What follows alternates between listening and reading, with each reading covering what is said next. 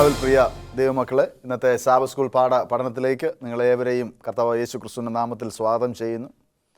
നാം ഈ ക്വാർട്ടർ മുഴുവനായി പഠിച്ചുകൊണ്ടിരിക്കുന്നത് സങ്കീർത്തനങ്ങളെ ആധാരമാക്കിയുള്ളതായ പാഠഭാഗങ്ങളാണ്. ഇന്ന് നമുക്ക് പഠിക്കുവാനുള്ളത് 6-ാമത്തെ പാഠം, ഞാൻ എഴുന്നേൽക്കും എന്നുള്ളതായ ഈ പാഠം ചർച്ച ചെയ്യുന്നതിനായി 2 ദൈവദാസന്മാർ നമ്മുടെ സ്റ്റുഡിയോയിലുണ്ട്. നമുക്ക് അവരെ പരിചയപ്പെടാം.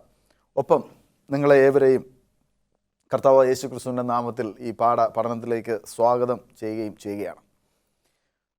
ജോയ് സാർ ഇന്ന് ഞങ്ങളോടൊപ്പം ഈ സ്റ്റുഡിയോയിലുള്ളതിൽ അതിയായ സന്തോഷമുണ്ട്. സാറിനെ കർത്താവിൻ്റെ നാമത്തിൽ ഈ ചർച്ചയിലേക്ക് സ്വാഗതം ചെയ്യുന്നു. പാസ്റ്റർ ബിനോയ് സാറും ഇന്ന് ഞങ്ങളോടൊപ്പം ഉള്ളതിൽ അതിയായ സന്തോഷമുണ്ട്. സാറിനെയും ഇന്നത്തെ ഈ ചർച്ചയിലേക്ക് സ്വാഗതം ചെയ്യുകയാണ്.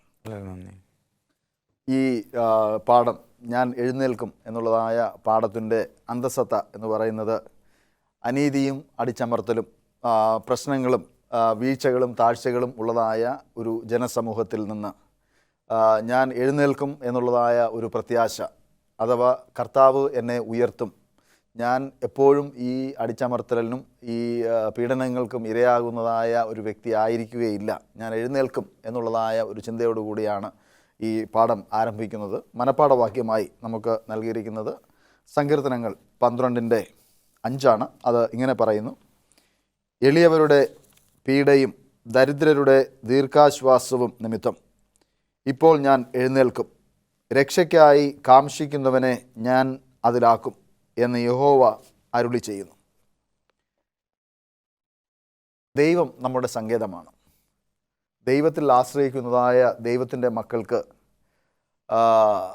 അനേക നന്മകൾ ഉണ്ട്. മാത്രമല്ല, നമ്മുടെ മാനുഷികമായ ബലം കൊണ്ടോ ശക്തി കൊണ്ടോ ചെയ്യുവാനും നേടുവാനും കഴിയാത്തതൊക്കെയും നമ്മുടെ ദൈവത്തിന് നമുക്ക് വേണ്ടി ചെയ്യുവാൻ കഴിയും എന്നുള്ളതായ ഒരു ചിന്ത തന്നെ നമ്മിൽ ഒരു പോസിറ്റീവ് എനർജിയും ഒരു ആശ്രിതത്വവും ഒരു സമാധാനവും നൽകുന്നതായ ഒന്നാണ്.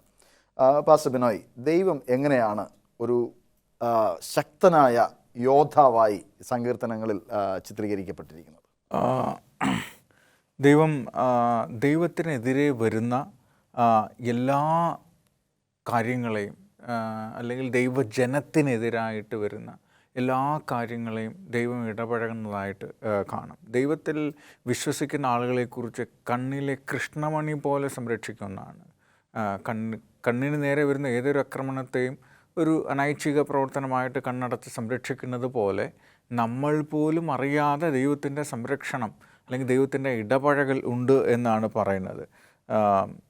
കർത്താവായ യേശുക്രിസ്തുവിൻ്റെ ഗാംഭീര്യമുള്ള ഭരണം അല്ലെങ്കിൽ രാജ്യം, അതല്ലെങ്കിൽ അവൻ്റെ ന്യായാധിപതി എന്നുള്ള നിലയിൽ ദൈവത്തെ അംഗീകരിക്കുന്നത്, ഇതൊക്കെ നമ്മൾ അംഗീകരിക്കുമ്പോൾ മനുഷ്യൻ്റെ ഈ കരച്ചിലിനും ഇടപഴകത്തിനും ഇടയിൽ ദൈവത്തിൻ്റെ വലിയ ഇടപഴകലുണ്ട്. അവിടെ പറയുന്നത് പല സങ്കീർത്തനങ്ങളും സ്വർഗത്തിൽ നിന്ന് ഇടിമുഴക്കമുണ്ടായി അവരെ നശിപ്പിച്ചു എന്ന് കേൾക്കാം.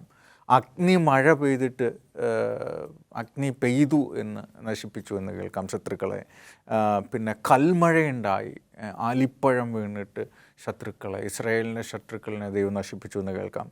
അത്യുന്നതൻ്റെ ശബ്ദം കൊണ്ട് ആളുകളെ ഇല്ലാതാക്കി എന്ന് കേൾക്കാം. ദൈവത്തിൻ്റെ വില്ല് എന്നുള്ള പ്രയോഗം നമുക്ക് സങ്കീർത്തനങ്ങളിൽ കാണാം. അവൻ്റെ വെളിച്ചത്താൽ നശിപ്പിക്കപ്പെട്ടു എന്ന് നമുക്ക് പല സന്ദർഭങ്ങളിലും കാണാൻ കഴിയുന്നുണ്ട്. ഭൂമിയുടെ അടിസ്ഥാനം ഇളകിയിട്ട് ദൈവത്തിൻ്റെ ജനത്തിനെതിരെ വരുന്ന ആളുകളെ നശിപ്പിച്ചു എന്ന് നമുക്ക് കേൾക്കാം. ദൈവത്തിൻ്റെ ശാസനയാൽ നഷ്ടപ്പെട്ടു എന്ന് കേൾക്കാം. അപ്പം ഇതെല്ലാം ദൈവം ഇടപെട്ട സന്ദർഭങ്ങളാണ്. ഇനിയുള്ള കാലത്ത് പറയുന്നത്, ഇതുവരെ ഉണ്ടാകാത്ത വലിയ പ്രശ്നങ്ങൾ ഉണ്ടാകുമ്പോൾ മിഖായേൽ എഴുന്നേറ്റ് നിൽക്കും, സ്വന്തം ജനത്തിന് മിഖായേൽ എഴുന്നേറ്റ് നിൽക്കുമെന്ന് പറയുന്നു. ദാവീദ് ഉൾപ്പെടെയുള്ള എല്ലാ ഭക്തന്മാരുടെയും ജീവിതം നോക്കിയാൽ യുദ്ധങ്ങളൊക്കെ അവർ ജയിച്ചത് ഒരിക്കലും അവരുടെ ശക്തി കൊണ്ടല്ല, ദൈവത്താൽ ജയിച്ചു, ദൈവത്താൽ സംരക്ഷിക്കപ്പെട്ടു. സങ്കീർത്തനങ്ങളിലെ പല സന്ദർഭങ്ങളിൽ നമുക്ക് കാണാം. ദാവീദ് തന്നെ സാക്ഷ്യം പറയുന്നുണ്ട്. പല ഘട്ടത്തിലുള്ള യുദ്ധങ്ങൾ ഏർപ്പെടുമ്പോഴും, ഈവൻ ഗോലിയാത്തിനെ പരാജയപ്പെടുത്തുമ്പോഴും ദൈവമാണ് എനിക്ക് വേണ്ടി യുദ്ധം ചെയ്തത്, ഞാനല്ല, അവൻ്റെ കൃപയാലാണ് ഞാൻ രക്ഷിക്കപ്പെട്ടത് അല്ലെങ്കിൽ വിജയിച്ചത്, അവൻ്റെ ആത്മാവിനാലാണ് നയിച്ചതെന്ന് പറയുന്നു. അപ്പോൾ ദൈവത്തിൻ്റെ യോദ്ധാവെന്ന് പറഞ്ഞാൽ ദൈവം നേരിട്ട് വന്നിട്ട് മനുഷ്യനോട് ഇടപഴകുന്നതിനേക്കാൾ ഉപരി അല്ലെങ്കിൽ കൊല്ലുന്നതിനേക്കാൾ ഉപരി ദൈവത്തിൻ്റെ ആ ഒരു കോപം അല്ലെങ്കിൽ ദൈവത്തിൻ്റെ സംരക്ഷണം ദൈവജനത്തിനും ദൈവജനത്തെ ആക്രമിക്കുന്നവർക്കെതിരെ ദൈവത്തിൻ്റെ ശിക്ഷയും നമുക്ക് കാണാൻ പറ്റും. കണ്ണിലെ കൃഷ്ണമണി പോലെ ദൈവത്തിൻ്റെ മക്കളെ ദൈവം സംരക്ഷിക്കും. സർ, സങ്കീർത്തനങ്ങളിൽ ഒരുപാട് ഭാവങ്ങൾ നമുക്ക് കാണുവാൻ തക്കോണം സാധിക്കും. അതിൽ ഡോമിനൻ്റായിട്ട് അല്ലെങ്കിൽ ഇങ്ങനെ ഉന്തി നിൽക്കുന്നതായ ഒരു ഭാവം എന്ന് പറയുന്നത് എപ്പോഴും കഷ്ടതയും പ്രയാസവുമാണ്. പക്ഷേ ഈ ദുരിതം അനുഭവിക്കുന്നതായ സമയത്ത് പ്രാർത്ഥനയും സ്തുതികളും ഒരു മനുഷ്യനെ എങ്ങനെയാണ് നിലനിർത്തുന്നത്? ദൈവവുമായി അടുപ്പിച്ച് നിർത്തുവാൻ എത്രമാത്രം സഹായകരമാണ്? ദൈവത്തിന് ഇവിടെ ഒരു ശക്തനായ ഒരു യോദ്ധാവായിട്ടാണ് സങ്കീർത്തനക്കാരൻ ചിത്രീകരിക്കുന്നത്. ഇവിടെ സങ്കീർത്തനം 18-ാം സങ്കീർത്തനത്തിൽ പറയുന്ന ഒരു വാക്ക്, യഹോവ എൻ്റെ ശൈലവും കോട്ടയുമാകുന്നു, എൻ്റെ രക്ഷകനും എൻ്റെ ദൈവവും, ഞാൻ ശരണമാക്കുന്ന എൻ്റെ പാറയും, എൻ്റെ പരിചയം, എൻ്റെ രക്ഷയായ കൊമ്പും, എൻ്റെ ഗോപുരവുമാകുന്നു എന്ന് വെച്ചാൽ വളരെ ശക്തനായ ഒരു യോദ്ധാവായിട്ട് നമ്മൾ കഴിഞ്ഞ പാഠങ്ങളിൽ പഠിച്ചതുപോലെ നമുക്ക് സർവായുധ വർഗം നമുക്ക് നൽകുന്ന ഒരു സൈന്യ നേതാവായി, സൈന്യ തലവനായി, കമാൻഡറായിട്ട് ദൈവത്തെ ഇവിടെ ചിത്രീകരിക്കുന്നു. അപ്പോൾ ഇവിടെ ദാവീദ് തൻ്റെ അനുഭവങ്ങൾ ഇവിടെ പങ്കുവയ്ക്കുന്നു. ദാവീദ് എപ്പോഴും പറയുന്നത് എൻ്റെ കഷ്ടതയിലും എൻ്റെ ദുരിതങ്ങളിലും ഒക്കെയും എന്നെ ശക്തനാക്കിയത് ദൈവത്തിൻ്റെ കൃപയാണ്, ദൈവമാണ് എന്നെ ശക്തനാക്കിയത്. കാരണം ഉദാഹരണത്തിന് ദാവീദിൻ്റെ എല്ലാ യുദ്ധവിജയങ്ങൾക്കും ഒരിക്കലും ദാവീദ് സ്വയം പ്രശംസിക്കാറില്ല. എൻ്റെ ബലം കൊണ്ട്, എൻ്റെ കൈയുടെ ബലം കൊണ്ട്, എൻ്റെ അധ്വാനം കൊണ്ട് ഞാൻ വിജയം നേടിയെന്നൊരിക്കലും ദാവീദ് പറയുന്നില്ല. ദാവീദ് കരടിയെ വലിച്ചു കീറുമ്പോഴും സിംഹത്തെ വലിച്ചു കീറുമ്പോഴും മലനായ ഗോലിയത്തിനെ നേരിടുമ്പോഴെല്ലാം കൃപയിൽ ആശ്രയിച്ചുകൊണ്ട് ദൈവമാണ് എനിക്ക് ഈ ശക്തി നൽകിയതെന്ന് ദാവീദ് എല്ലായ്പ്പോഴും സങ്കീർത്തനങ്ങളിൽ പ്രതിപാദിക്കുന്നു. ദൈവം ചെയ്യുന്നതായ നന്മകളെ ദാവീദ് ഒരിക്കലും മറന്നുപോയിട്ടില്ല. ഇല്ല. ദാവീദ് മാത്രമല്ല, അത് കോരഹ് പുത്രന്മാരായിരുന്നാലും ആസാഫായിരുന്നാലും ദൈവത്തിൻ്റെ ജനം യെരൂശലേമിൽ പോകുന്ന വഴിക്കാണെങ്കിലും മടങ്ങി വരുന്നതായ സമയത്താണെങ്കിലും ദൈവം ചെയ്തതായ ചെറുതും വലുതുമായ കാര്യങ്ങളൊക്കെ അവർ ഓർക്കുകയും പാടുകയും സ്തുതിക്കുകയും പ്രാർത്ഥിക്കുകയും ചെയ്തിരുന്നു. ഈ സ്തുതികളിന്മേൽ വസിക്കുന്നതായ ദൈവത്തിന് സ്തുതി കരയേറ്റുന്നത് തന്നെ ഒരു വലിയ ഭാഗ്യമാണ്. നമുക്കൊരു ചെറിയ ഇടവേളയുടെ സമയമാണ്. പ്രിയ പ്രേക്ഷകരെ, ഒരു ചെറിയ ഇടവേളയുടെ സമയമാണ്. ഇടവേളയ്ക്ക് ശേഷം ഞങ്ങൾ മടങ്ങി വരും. ഞങ്ങളോടൊപ്പമായിരിക്കും. പ്രിയ ദൈവമക്കളെ, ഈ ചർച്ചയിലേക്ക് വീണ്ടും നിങ്ങളെ സ്വാഗതം ചെയ്യുന്നു. പാസ്റ്റർ ബിനോയ്, ഞാൻ എഴുന്നേൽക്കുന്നു എന്നുള്ളതായ പാഠമാണ് നാം ചർച്ച ചെയ്യുന്നത്. ഇതിൻ്റെ ഒരു ഭാഗത്ത് നമുക്ക് പഠിക്കാനുള്ളത്, ഞാൻ ദരിദ്രനാകുന്നു അല്ലെങ്കിൽ ദരിദ്രനായ ഒരു എഴുത്തുകാരനെ സ്വന്തമായിട്ട് ചിത്രീകരിക്കുന്നതായിട്ട് കാണുവാൻ തക്കോണം സാധിക്കും. എന്താണ് ഈ ദരിദ്രൻ, ഞാൻ ഏഴയാണ് അല്ലെങ്കിൽ ഞാൻ ഒന്നുമില്ലാത്തവനാണ് എന്നതായ പ്രയോഗം വേദപുസ്തകത്തിൽ പ്രത്യേകിച്ച് സങ്കീർത്തനങ്ങളിൽ ഉപയോഗിക്കുന്നതിൻ്റെ അർത്ഥം എന്താണ്? ദാരിദ്ര്യത്തെ നമുക്ക് രണ്ടർത്ഥത്തിൽ കാണാം. ഒന്ന് ഭൗതികമായ ദാരിദ്ര്യം, ഒന്ന് ആത്മീയമായ ഒരു ദാരിദ്ര്യം. ഇത് രണ്ട് തലത്തിലാണ് മനുഷ്യൻ്റെ ജീവിതത്തിൽ എഫക്റ്റ് ആവുന്നത്. ഭൗതികമായ ദാരിദ്ര്യത്തെയാണ് സാധാരണയായി നമ്മൾ എല്ലാവരും പരക്കെ അറിയപ്പെടുന്നത് ദാരിദ്ര്യം എന്ന് പറയുന്നത്. അതിനെ ദൈവം പരിഗണിക്കുന്നുണ്ട്. കാരണം ദൈവം അങ്ങനെ ആരും പ്രയാസപ്പെടണമെന്ന് ആഗ്രഹിക്കുന്നില്ല. ദാരിദ്ര്യം കാരണം ഭക്ഷണമില്ലാതെ, സ്ഥലമില്ലാതെ, വസ്ത്രമില്ലാതെ ഒരാളും നരകിക്കണമെന്ന് ദൈവം ആഗ്രഹിക്കുന്നില്ല. അതൊന്നും കണ്ട് ദൈവം സന്തോഷിക്കുന്നില്ല. ബൈബിൾ പറയുന്നു, ദരിദ്രനെ ഞാൻ എന്നേക്കും മറന്നു പോകില്ല എന്നൊരു പ്രയോഗമാണ് സങ്കീർത്തനത്തിൽ ദൈവം പറയുന്നത്. സാധുക്കളുടെ പ്രത്യാശയ്ക്ക് ഭംഗം വരുത്തുകയില്ല എന്ന് സങ്കീർത്തനം പറയുന്നുണ്ട്.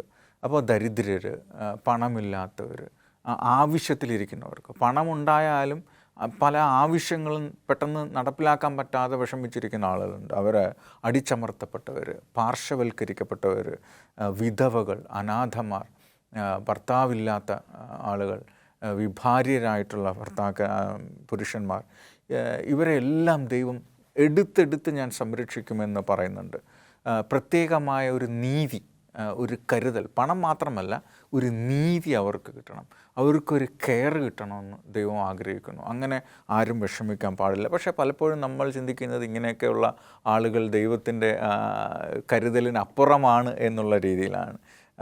അത് സൂചിപ്പിക്കുന്നത് ദൈവത്തിൻ്റെ ഒരു യൂണിവേഴ്സൽ കെയർ, ആരെന്നില്ലാതെ എല്ലാ മനുഷ്യരെയും, എല്ലാ സങ്കടപ്പെടുന്നവരെയും ദൈവം ഒരേപോലെ കരുതുന്നു. എല്ലാ മനുഷ്യരോടുമുള്ള ദൈവത്തിൻ്റെ സ്നേഹമാണ്. സാമ്പത്തികം മാത്രമല്ല, അവരുടെ നിസ്സഹായത, അവരുടെ പിന്നെ ആവശ്യത്തിലിരിക്കുന്ന അവസ്ഥ. ഞാൻ ഒറ്റയ്ക്കല്ല, ഒരു മനുഷ്യനും ഒറ്റയ്ക്കല്ല, ദൈവം ഒപ്പമുണ്ട്, ഞാൻ ഒപ്പമുണ്ട് എന്നുള്ള ഒരു കരുതലാണത്.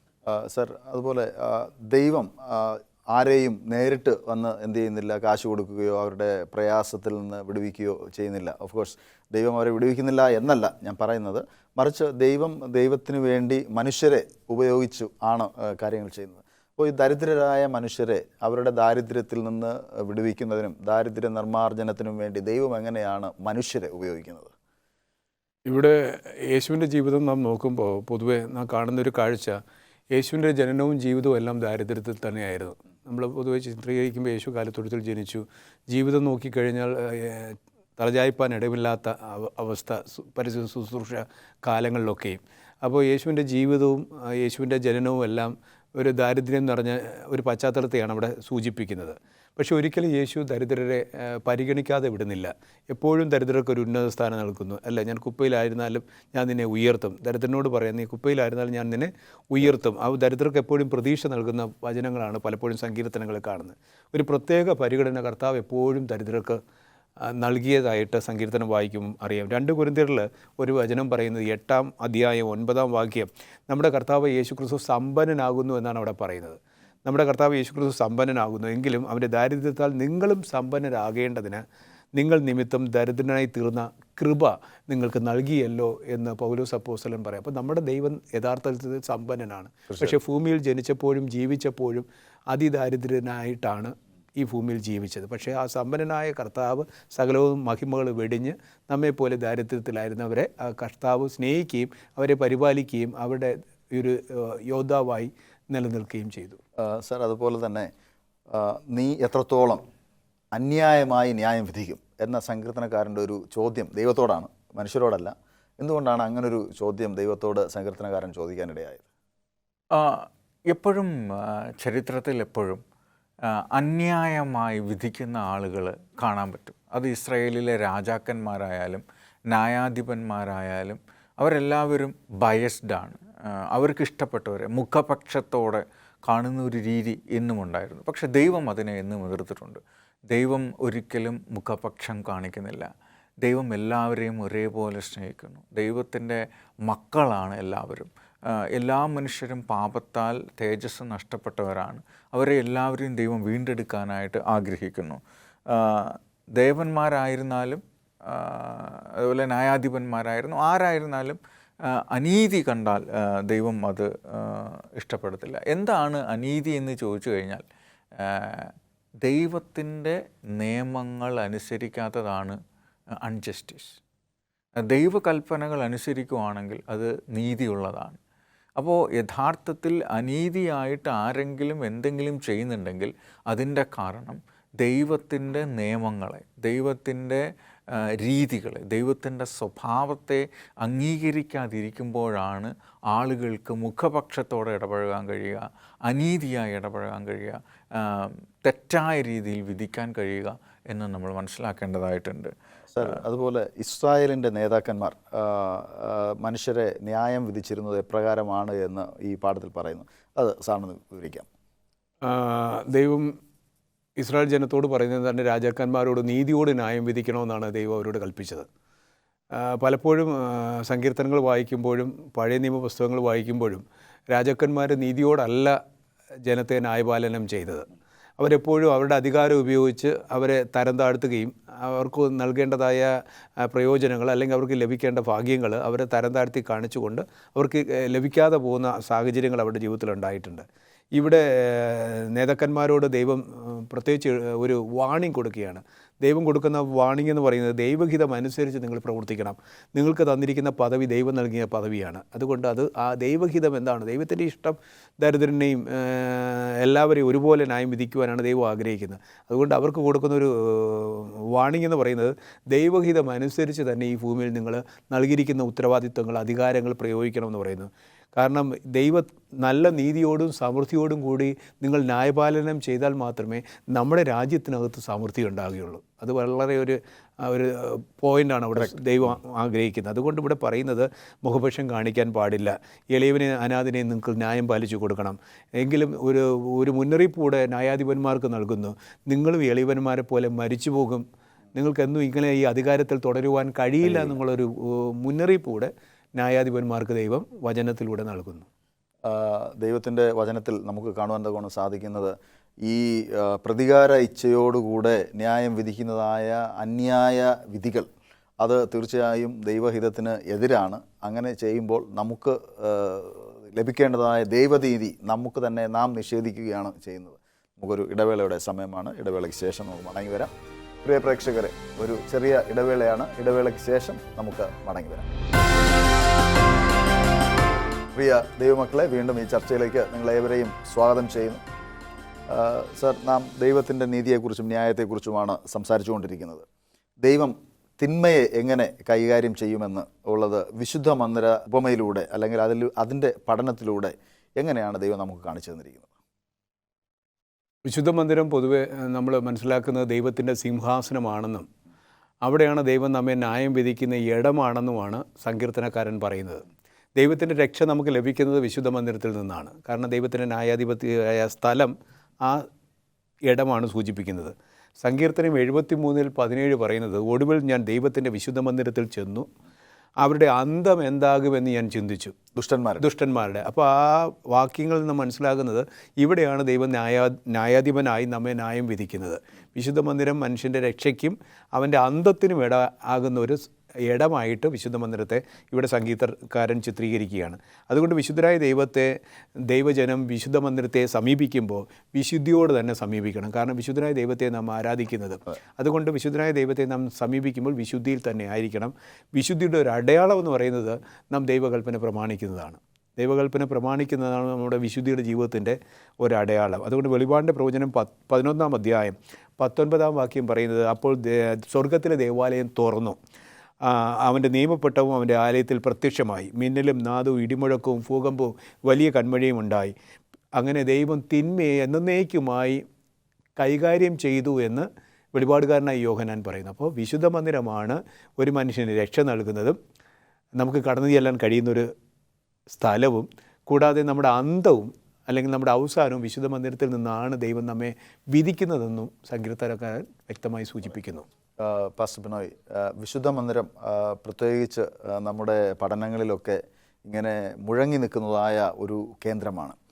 സ്വർഗീയ വിശുദ്ധ മന്ദിരത്തിൽ ക്രിസ്തു ചെയ്യുന്നതായ പ്രവൃത്തിയെക്കുറിച്ച് റോമർക്ക് എഴുതിയ ലേഖനം 8-ാം അധ്യായം 34-ാം വാക്യത്തിൽ പരാമർശിക്കുന്നുണ്ട്. അത് നമുക്ക് ഒരു സുവാർത്തയാകുന്നത് എങ്ങനെയാണ്? തീർച്ചയായിട്ടും ക്രിസ്തു യേശുവിൽ മരിച്ചവർ ഉയർത്തെഴുന്നേൽക്കും. അവർ ഉയർത്തെഴുന്നേറ്റ് ദൈവത്തിൻ്റെ സന്നിധിയിലേക്ക് ചെല്ലും. ദൈവത്തിൻ്റെ വലത്ത് ഭാഗത്ത് അവർ കാണും. കർത്താവായ യേശു ക്രിസ്തു ഉയർത്തെഴുന്നേറ്റ് ഇന്ന് സ്വർഗത്തിൽ പോയി പിതാവിൻ്റെ മഹിമാസനത്തിൽ വലത്ത് ഭാഗത്തിരുന്ന് പക്ഷവാദം ചെയ്യുന്നു. അവിടെയാണ് പാപവിമോചനത്തിൻ്റെ കേന്ദ്രം. അവിടെയാണ് ഓരോ പേരും വായിക്കപ്പെടുകയും അവരുടെ തെറ്റുകൾ ആരോപിക്കപ്പെടുകയും കർത്താവ് പറയുന്നു, ഈ വ്യക്തി എന്നോട് മാനസാന്തരപ്പെട്ട് പാപവിമോചനം ആവശ്യപ്പെട്ടിരിക്കുന്നു, അതുകൊണ്ട് ഞാൻ അവരുടെ പാപം ക്ഷമിച്ചു കൊടുത്തിരിക്കുന്നു, ഇനി അവർക്ക് മേൽ യാതൊരു കുറ്റവുമില്ല എന്ന് പറയുകയും ദൈവത്തിൻ്റെ ഒരു നീതി നൽകുകയും ചെയ്യുന്ന സ്ഥലമാണ്. അത് മനുഷ്യൻ എങ്ങനെയാണ് സുവാർത്തയാകുന്നത് എന്നുള്ളത് ചോദിച്ചു കഴിഞ്ഞാൽ, ആ ഒരു ദൗത്യം കർത്താവ് ചെയ്യുന്നത് കൊണ്ടാണ് നമുക്ക് ഓരോരുത്തർക്കും രക്ഷയുടെ ഉറപ്പ് ഉണ്ടാകുന്നത്. എനിക്ക് നിത്യജീവനുണ്ട്, എനിക്ക് രക്ഷ കിട്ടും. ദൈവം കർത്താവ് കാൽവരി ക്രൂശിൽ മരിച്ചു ഉയർത്തെഴുന്നേറ്റ് അവിടെ പോയി ആ ഒരു ന്യായവിധിയുടെ ആ പ്രോസസ്സ് നടക്കുന്നില്ല എങ്കിൽ, അവിടെ നമ്മളെ കുറ്റവിമുക്തരാക്കുന്നില്ലെങ്കിൽ, കർത്താവിൻ്റെ നീതി കൊണ്ട്, അവൻ്റെ സ്വഭാവം കൊണ്ട്, അവൻ്റെ കൃപ കൊണ്ട് നമ്മളെ പൊതിയുന്നത് കൊണ്ടാണ് നമുക്ക് രക്ഷ കിട്ടുന്നത്. അത് നടക്കുന്നത് സ്വർഗീയ വിശുദ്ധ മന്ദിരത്തിലാണ്. ആ ശുശ്രൂഷയാണ് നമ്മളെ ഏറ്റവും നല്ലവരാക്കി, ദൈവസന്നിധിയിൽ നീതിയുള്ളവരാക്കി നിർത്തുന്നത്. ദൈവത്തിൻ്റെ നീതി മനുഷ്യരുടെ നീതിയെ കവിഞ്ഞ് വരുന്നതായ നീതിയാണ്. കർത്താവായ യേശു ക്രിസ്തു ഒരിക്കൽ പറഞ്ഞു, പരീശന്മാരുടെ നീതിയെ നിങ്ങൾ കവിയുന്നില്ല എങ്കിൽ നിങ്ങൾക്ക് സ്വർഗരാജ്യം പ്രാപിക്കുവാൻ തൊക്കെ സാധിക്കില്ല. സർ, ഈ പാഠത്തിൻ്റെ അവസാന ഭാഗത്ത് ചർച്ചയ്ക്കായി നമുക്ക് നൽകിയിരിക്കുന്നതായ ഒരു ചോദ്യം എന്ന് പറയുന്നത്, സങ്കീർത്തനക്കാരൻ പലപ്പോഴും പരുഷമായ ഹാർഷ് ഭാഷ ഉപയോഗിക്കുന്നുണ്ട്. എന്തുകൊണ്ടാണ് അങ്ങനെ ഉള്ളതായ വാക്കുകൾ സങ്കീർത്തനക്കാരൻ ഉപയോഗിക്കാൻ കാരണം? ഇവിടെ സങ്കീർത്തനക്കാരൻ പരുഷമായ പദങ്ങൾ, വാക്കുകൾ അല്ലെങ്കിൽ ഹാർഷ് വേർഡ്സ് ഉപയോഗിക്കുന്നതിൻ്റെ അടിസ്ഥാന കാരണം, ദൈവം എന്നിൽ നിന്ന് അകന്നു പോയല്ലോ, എന്നെ കൈവിട്ടല്ലോ, എൻ്റെ നിലവിൽ ശ്രദ്ധിക്കുന്നില്ലോ, എൻ്റെ പ്രാർത്ഥനയ്ക്ക് ചെവി തരുന്നില്ലല്ലോ എന്നൊക്കെയുള്ളതായ അവൻ്റേതായ ഉള്ളിൽ നിന്ന് വരുന്ന വേദന കൊണ്ടാണ് പലപ്പോഴും നമുക്ക് തന്നെ ജീവിതത്തിൽ നമ്മുടേതായ ആവശ്യങ്ങൾ നിറവേറാൻ കഴിയാതെ വരുമ്പോൾ, നമ്മുടേതായ വിഷമങ്ങൾ വരുമ്പോൾ നമ്മൾ പലപ്പോഴും ദൈവസന്നിധിയിൽ പരുഷമായ വാക്കുകൾ സങ്കീർത്തനക്കാരൻ പറഞ്ഞതുപോലെ ചിലപ്പോൾ നമ്മുടെ ബലഹീന മനസ്സിൽ അല്ലെങ്കിൽ ഉച്ചാരണത്തിൽ നമ്മളും അറിയാതെ അറിഞ്ഞോ പറഞ്ഞിട്ടുണ്ടാകും. അത് എപ്പോഴും നമ്മുടെ സങ്കടത്തെയാണ് അത് സൂചിപ്പിക്കുന്നത്. ഇവിടെ പരുഷമായ വാക്കുകൾ സങ്കീർത്തനക്കാരൻ ഉപയോഗിച്ചാൽ പോലും പിന്നീട് അവന് കുറ്റബോധം ഉണ്ടാകുകയും ദൈവത്തിൽ നിന്ന് മാത്രമാണ് എനിക്ക് ആശ്രയമെന്നും ദൈവമാണ് എൻ്റെ സങ്കേതമെന്നും എപ്പോഴും പിന്നെ ഫൈനലായിട്ട് സങ്കീർത്തനക്കാരൻ പറയുകയും ചെയ്യുന്നു. അപ്പോൾ ഇവിടെ കാണുന്നത് പരുഷമായ വാക്കുകൾ അദ്ദേഹം ഉപയോഗിച്ചാൽ പോലും എൻ്റെ യോദ്ധാവ് എന്നാണ് ഈ പാഠത്തിൽ പറയുന്നത്. എൻ്റെ യോദ്ധാവാണ്, എൻ്റെ എല്ലാ ശൈലവും, എൻ്റെ കോട്ടയും, എൻ്റെ പരിചയം, എൻ്റെ സംരക്ഷകനുമാണ്. കാരണം യഹോവ ഇന്നും വാഴുന്നു, നമ്മുടെ ചലനങ്ങളെല്ലാം കാണുന്നു. അതുകൊണ്ട് എന്നെ സംരക്ഷിച്ചു കൊള്ളുമെന്നുള്ളൊരു നല്ല ഉറപ്പും ഈ സങ്കീർത്തനക്കാരനുണ്ട്. അതുകൊണ്ട് അറിയാതെ വേദനയിലൂടെ പരുഷമായ വാക്കുകൾ പലപ്പോഴും സങ്കീർത്തനക്കാരൻ ഇവിടെ ഉപയോഗിക്കുന്നുണ്ട്. പാസ്റ്റർ ബിനോയ്, നമുക്ക് ഒരു സപ്പോർട്ടറുണ്ട്, നമ്മെ സംരക്ഷിക്കാൻ ഒരാളുണ്ട് എന്ന് നമുക്ക് ഉറപ്പുണ്ടെങ്കിൽ നമ്മുടെ ജീവിതം എങ്ങനെ നമുക്ക് മുന്നോട്ട് കൊണ്ടുപോകാൻ സാധിക്കും? ഇന്ന് അതാണ് ഏറ്റവും മനുഷ്യനിന്ന് ഏറ്റവും ആവശ്യമുള്ള ഒരു കാര്യം. നമുക്കൊരു സപ്പോർട്ടർ, ഒരു പിന്തുണയ്ക്കുന്ന, നമ്മളെ കരുതുന്ന, നമ്മുടെ കൂടെ നടക്കുന്ന, നമ്മുടെ ആവശ്യങ്ങൾ അറിയുന്ന ഒരാൾ.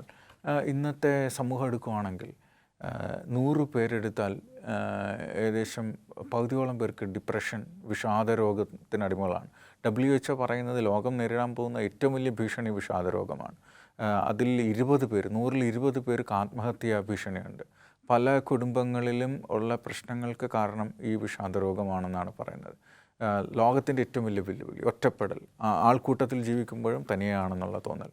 ഇവിടെ മനുഷ്യർക്ക് ആർക്കും ആരെയും നോക്കാൻ സമയവും കിട്ടുന്നില്ല. ഇവിടെയാണ് വലിയ സന്തോഷ വാർത്ത. ജീവിക്കുന്ന ഒരു ദൈവം, കരുതുന്ന ഒരു ദൈവം, സംരക്ഷിക്കുന്ന ദൈവം, കയ്യിൽ താങ്ങുന്ന ദൈവം, വീഴാതെ സൂക്ഷിക്കുന്ന ദൈവം. സങ്കീർത്തനക്കാരൻ ദൈവം നൽകുന്ന പിന്തുണ എത്ര ഭയങ്കരമായിട്ടാണ് വരച്ചു കാട്ടുന്നത്. ആ ഒരു ദൈവം നമുക്കുണ്ട് എന്നുള്ളത് തന്നെയാണ് ഏറ്റവും വലിയ പ്രതീക്ഷയും പ്രത്യാശയും സുരക്ഷിതത്വവും. ദൈവത്തിൽ ഉള്ളതായ പ്രത്യാശ എപ്പോഴും നിലനിൽക്കുന്നതും അല്ലെങ്കിൽ നിലനിർത്തുന്നതുമാണ് ഒരു വിശ്വാസിയെ സംബന്ധിച്ചിടത്തോളം ഏറ്റവും വലിയ വെല്ലുവിളി. അത് അതിജീവിക്കുന്നതായ പുരുഷൻ ഭാഗ്യവാൻ. ഇന്നത്തെ ഈ ചർച്ചയിലേക്ക് പങ്കെടുത്തതായ നിങ്ങൾ ഇരുവരെയും ദൈവനാമത്തിൽ നന്ദി പറയുന്നു. പ്രിയ പ്രേക്ഷകരെ, സങ്കീർത്തന ഭാഗത്ത് നാം കണ്ടത് ഒരു മനുഷ്യൻ്റെ പച്ചയായ ജീവിത അനുഭവങ്ങളാണ്. അവന് ദുഃഖം വരുമ്പോൾ സങ്കടത്തോടു കൂടിയുള്ളതായ പ്രാർത്ഥനകൾ, ദേഷ്യം വരുമ്പോൾ പരുഷമായ വാക്കുകൾ ഉപയോഗിച്ച് ദൈവത്തോട് സംസാരിക്കുന്നത്, അത് തികച്ചും മാനുഷികമാണ്. എന്നാൽ ദൈവം എൻ്റെ പിന്നിലുണ്ട് എന്ന ചിന്തയോടുകൂടെ നാം ദൈവത്തോട് അയ്യം വിളിക്കുമെങ്കിൽ തീർച്ചയായും ദൈവം നമുക്ക് പ്രത്യാശിക്കുന്ന ശുഭഭാവി വരുത്തുകയും നമ്മെ പ്രയാസങ്ങളിൽ നിന്ന് വിടുവിക്കുകയും ചെയ്യും. അതിന് ദൈവം നമ്മെ ഏവരെയും സഹായിക്കുമാറാകട്ടെ എന്ന് പ്രാർത്ഥിക്കുന്നു. ദൈവം നമ്മെല്ലാവരെയും